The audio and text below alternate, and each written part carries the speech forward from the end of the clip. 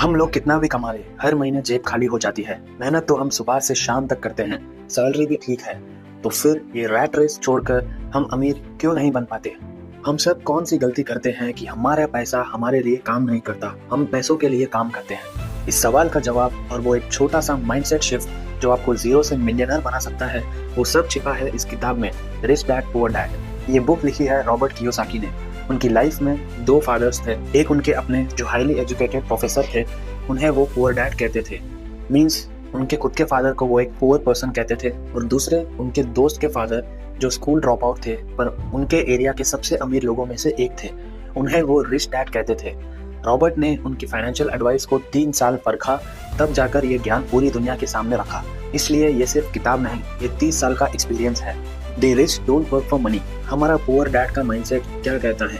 बेटे अच्छे से पढ़ लो और एक अच्छी कंपनी में जॉब ढूंढो।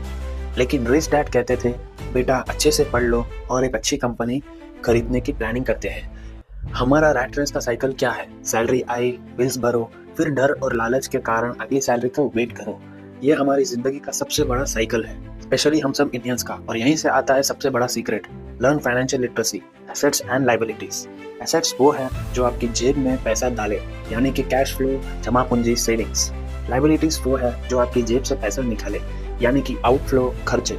हम मिडिल क्लास लोग एक बड़ा घर या एक लग्जरी कार खरीदते हैं और बोलते हैं ये मेरा एसेट है, लेकिन ये गलत है। उस घर का EMI, प्रॉपर्टी टैक्स, मेंटेनेंस का खर्चा, ये सब हर महीने आपकी जेब से पैसा निकाल रहा है। ये आपका एसेट नहीं, लायबिलिटी है।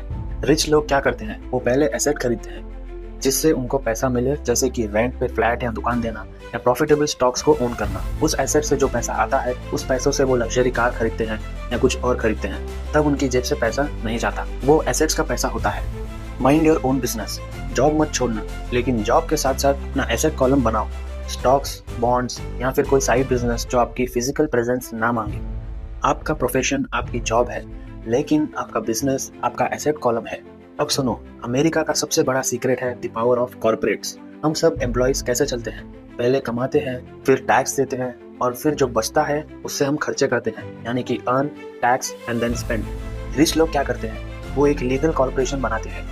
वो पहले कमाते हैं, फिर उस कंपनी के एक्सपेंसेस करते हैं लीगल तरीके से बिजनेस में, और एंड में बचे हुए पर टैक्स देते हैं, यानी कि पहले अर्न करते हैं, फिर स्पेंड करते हैं, फिर टैक्स भरते हैं। ये कैश फ्लो का खेल है। वो लीगली अपने एक्सपेंसेस को एडजस्ट करके टैक्स का बोझ को कम कर देते हैं। The rich invent money.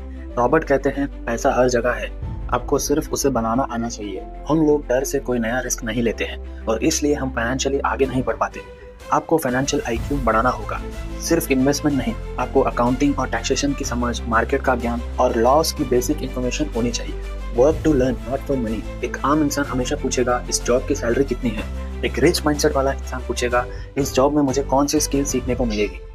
हमेशा हाई पेइंग जॉब्स के पीछे मत भागो। मार्केटिंग, सेल्स, कम्युनिकेशन और नेगोशिएशन की स्किल्स सीखो। अगर ये स्किल्स तुम्हारे पास हैं तो पैसा तुम्हारे पीछे ऑटोमेटिकली भागेगा। लेकिन इस रास्ते में 5 बड़े विलन आएंगे, डर, एरोगेंस और तुम्हारा आलसीपन, जो कहते हैं मेरे पास टाइम नहीं है। तो फाइनल टेक अवे क्या है? 2 चीजें अभी से शुरू करो। पे योरसेल्फ फर्स्ट। सैलरी आते ही पहले 10% सीधा अपने एसेट्स कॉलम में डालो, यानी कि इन्वेस्टमेंट्स। फिर बचे हुए से बिल्स भर लो। दूसरा आता है अपने फ्रेंड सर्कल।